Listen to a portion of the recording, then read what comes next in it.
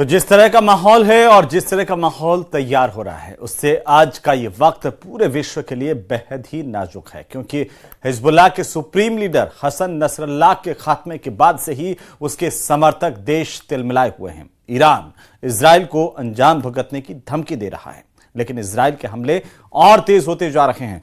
खबर तो यह भी है कि अमेरिका ने यह साफ कर दिया है कि वो इजराइल की मदद के लिए कदम पर साथ देगा, यानी कि हसन नसरल्लाह की मौत दुनिया को दो धड़ों में बांट सकती है, जिसका नतीजा भयानक हो सकता है। रिपोर्ट देखिए।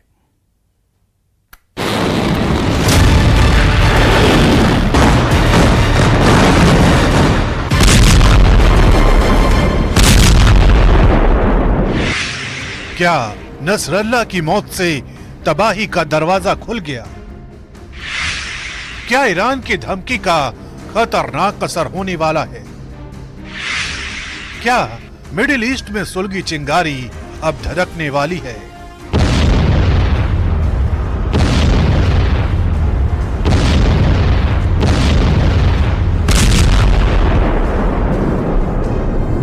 इस वक्त पूरी दुनिया की नजरें मिडिल ईस्ट से आ रही खबरों पर टिकी है, क्योंकि आशंका यही जताई जा रही है कि कहीं नसरल्लाह की मौत के बाद उठी आक्रोश की लहर कई देशों को अपनी चपेट में न ले ले। और ऐसा इसलिए है क्योंकि दुनिया के देशों की तरफ से जो रिएक्शन आ रहे हैं वो इसी तरफ इशारा कर रहे हैं कि किसी भी वक्त हालात भयानक हो सकते हैं।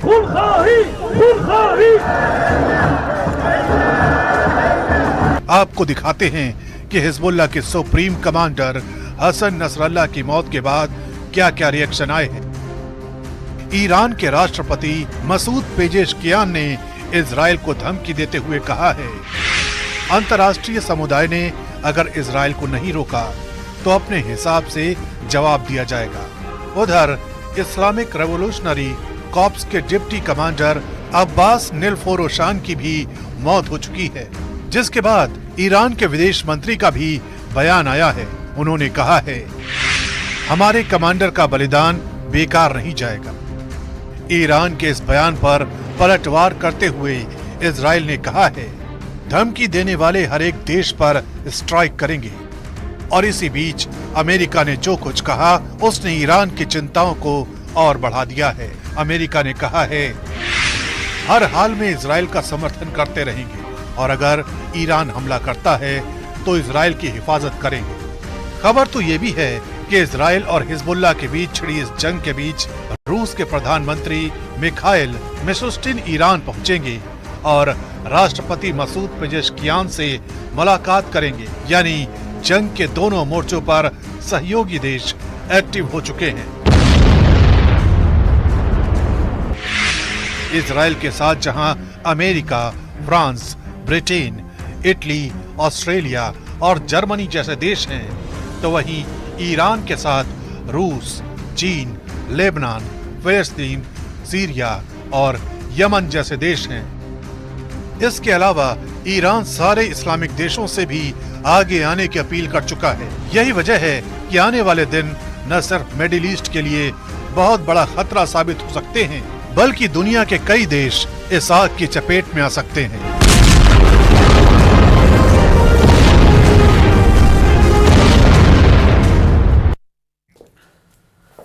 तो क्या ईरानी सीक्रेट एजेंट की मदद से हिजबुल्लाह का चीफ नसरल्लाह मारा गया? यह सवाल इसलिए उठ रहा है क्योंकि फ्रांस के एक अखबार ने इस बात को लेकर दावा किया है कि ईरानी जासूस ने इजरायली आर्मी को हिजबुल्लाह चीफ की सटीक लोकेशन दी थी। रिपोर्ट देखिए।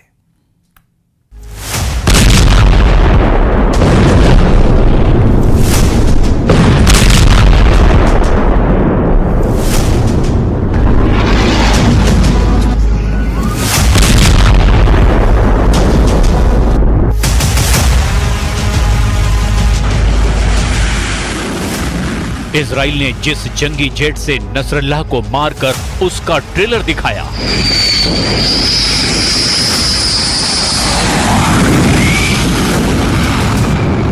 इजराइल ने जिस बंकर बस्टर बम से नसरल्लाह को उड़ाया, उसकी पूरी फिल्म दिखाई।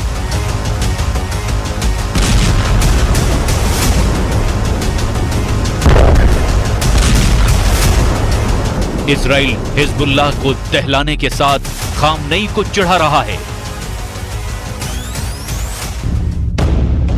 लेकिन अब दहलने का नंबर इजराइल का है।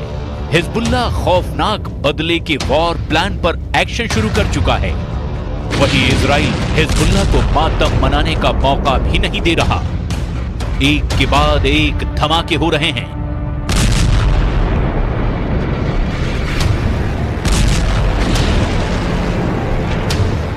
कमांडर मर रहे हैं। ताबूतों का ढेर बेरूत में लगा हुआ है। बेरूत को कब्रिस्तान बनाकर भी इजराइल रुकने का नाम नहीं ले रहा है। लेबनान के लड़ाका ग्रुप के टॉप कमांडरों की मौत के बाद हिजबुल्लाह चीफ का ही सफाया हो चुका है। मगर इजराइल की टेंशन इतने भर से खत्म हो गई है, ये मुगलता ना नेतन्याहू ने पाला है और ना ही इजराइल डिफेंस फोर्सेस ने। वजह है हिजबुल्लाह के असल आका लेबनान के इस फाइटर ग्रुप का रिमोट कंट्रोल तेहरान में है, जहां से हिजबुल्लाह की उस यूनिट को अब वॉर जोन में उतारा जा रहा है, जिसने इजराइल को सबसे ज्यादा बार दहलाया है। ये है हिजबुल्लाह की सीक्रेट आर्मी, जो पूरी दुनिया में यूनिट 910 के नाम से कुख्यात है।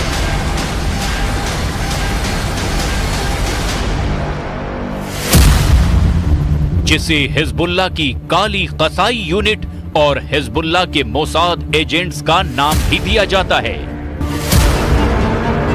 खामनेई के ऑर्डर पर यूनिट 910 के किलर सोल्जर्स इजराइल से नसरल्लाह की मौत का बदला लेंगे। मगर कैसे? क्या है वॉर प्लान? कौन हैं यूनिट 910 के किलर एजेंट्स? इसके पास कैसे हथियार हैं? इनकी वॉर प्लानिंग क्यों दुनिया भर में कुख्यात है? जब आप ये सब जानेंगे तो दंग रह जाएंगे। मगर पहले सुनिए इजराइल के आर्मी चीफ का ये बयान, जो कि तब आया है जब उन्हें हिजबुल्लाह की यूनिट 910 के युद्ध में उतारने का पता चला। סיימתי כעת הערכת מצב ואישור תוכניות בפיקוד הצפון. צפויים לנו ימים מאתגרים. כוחות צה"ל נמצאים במוכנות שיא, בהגנה ובהתקפה, בכל הזירות ומוכנים להמשיך.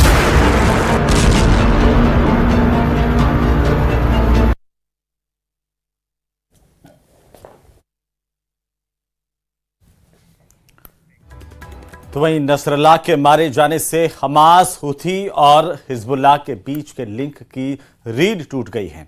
नसरल्लाह की मौत टर्निंग पॉइंट इसलिए भी है क्योंकि इससे पहले इजराइल के लिए जो सबसे बड़ा टर्निंग पॉइंट था वो था 6 दिनों का युद्ध। रिपोर्ट देखिए। इजराइल के प्रधानमंत्री बेन्यामीन नेतन्याहू नसरल्लाह की मौत को टर्निंग पॉइंट मान रहे हैं, तो इसके पीछे का कारण समझना भी जरूरी है। असल में ईरान ने इजराइल के खिलाफ जिस प्रॉक्सी वार के लिए शक्तियों को खड़ा किया है, उसकी धुरी था नसरल्लाह। ये नसरल्लाह ही था जो खामनेई की गोद में खिलता था, हमास के समर्थन में लेबनान से इजराइल पर रॉकेट बरसाता था,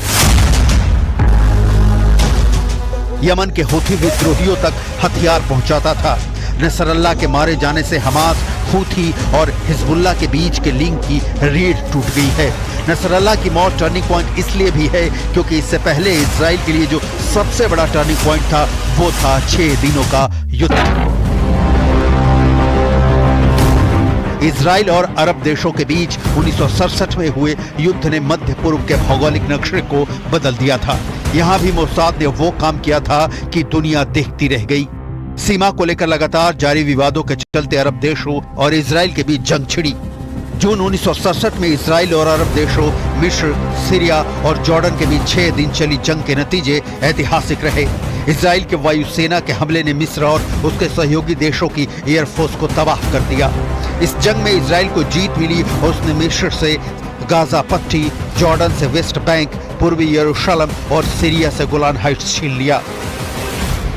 संयुक्त राष्ट्र संघ के हस्तक्षेप से युद्ध विराम समझौता हुआ, लेकिन तब तक मिडिल ईस्ट का भूगोल बदल चुका था। 6 दिनों के युद्ध में मोसाद के सूचना तंत्र ने कमाल का काम किया।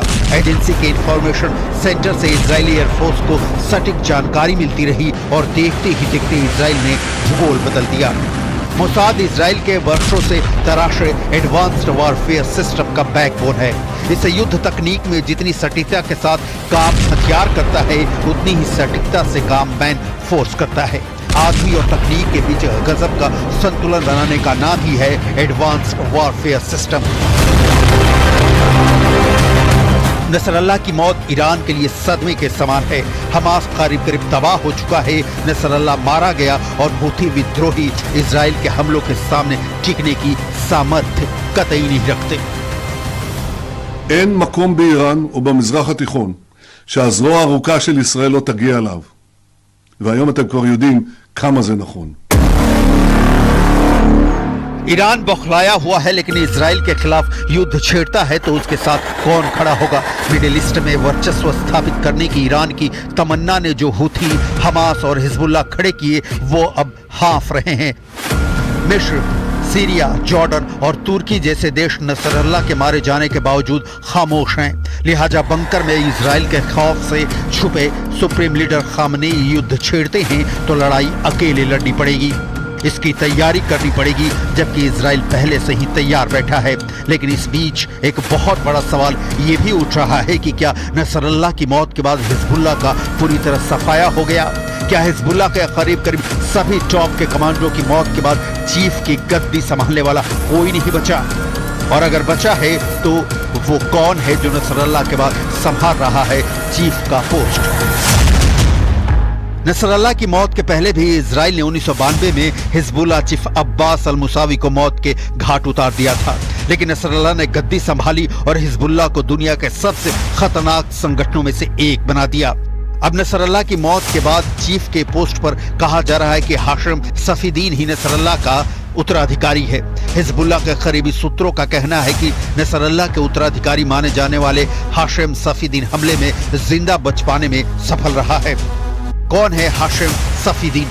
हाशिम सफीदीन हिजबुल्लाह के राजनीतिक मामलों को देखने वाले जिहाद परिषद में बैठने वाले सफीदीन नसरल्लाह का चचेरा भाई है।